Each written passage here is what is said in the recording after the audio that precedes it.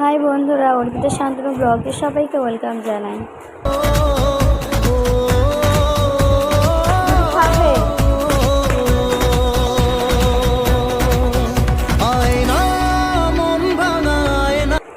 তারপরে বন্ধুরা এম বাজার চলে আসলাম পুজো শপিং করতে। দেখো পুজো শপিং এই যে করতে করতে আমাদের আবার চলে যেতে হবে বন্ধুরা, কারণ আমার দিদি ফোন করেছিল যে তোরা চলে আয়, এখানে খুব একটা বাজে ঘটনা ঘটে গেছে, যেন আমাদের আবার চলে যেতে হবে বন্ধুরা।